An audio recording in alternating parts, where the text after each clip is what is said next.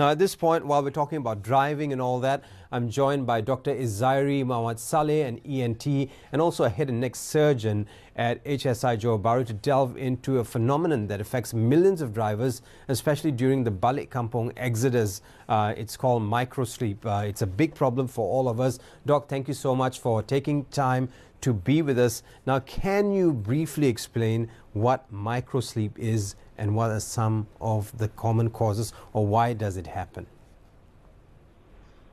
The microsleep, by definition, is defined as a sleep episode that can happen for the duration of 15 seconds or less than 15 seconds. So when we talk about microsleep, of course, we should know that during this episode, person will lose their conscious control of their external environment. So microsleep itself is actually can occur different from person to person, because what I said that because some person they might complain of they lost their conscious control to the surrounding, but some person also will complain of their have frequent blinking of the eyes, and they quickly feel that something's not really happened to them.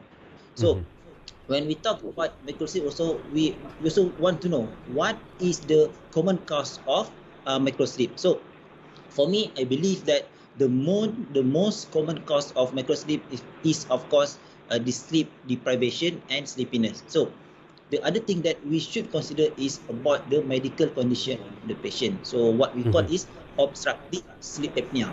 So what is obstructive sleep apnea, or OSA? So obstructive sleep apnea is actually a medical condition whereby a patient will have a period of cessation of breathing during their sleeping time. So during this critical time, actually there is no enough oxygen that supply to our brain and our other vital system. So why it is very important? Because during this period, actually our body don't have enough energy. So the problem is we will have long-term and short-term complication. So the long-term complication, it can cause problem to our body. It can affect our heart, our kidney, and also even our liver. So, but the short-term complication is related to what we are discussing now. What we call is microsleep disorder. Because if patient don't have enough sleep at night, they don't have quality time during sleep. So the problem is they don't have enough energy during the next day. So of course, patient will feel. Now that we know this, what steps can be taken, especially friends of ours now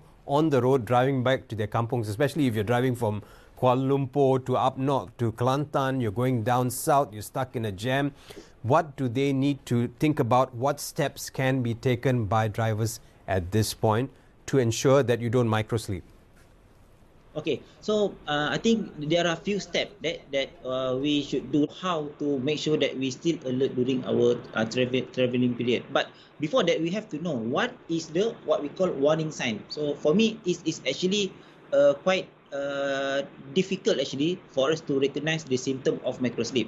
However, there is a few warning sign that we are actually able to identify and recognize, because if we able to identify the warning sign, so we know that we are going to the period of microsleep. So first, of course, is a long blank stare. So this can happen to anybody of us. Second, if we suddenly unable to recall for the past 1 or 2 minutes. So the other two things, if we have frequent blinking of the eyes, or even we have frequent yawning. So this is the few elements that we know that we are going to the period of microsleep. So of course, if we have this kind of symptom or warning sign, we should do some step to make sure we still alert. First, of course, I will advise my patient or anyone of us, first, please make sure. So we've got 30 seconds left, Doc. One last tip for those of us going.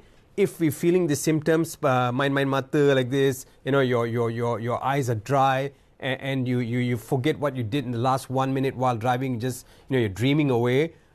What can you do? One last tip before I let you go.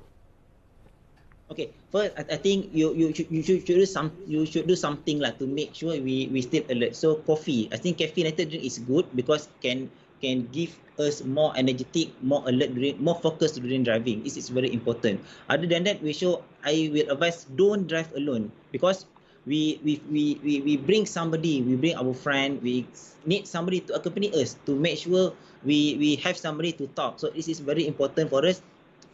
to be able to reduce the risk of microsleep.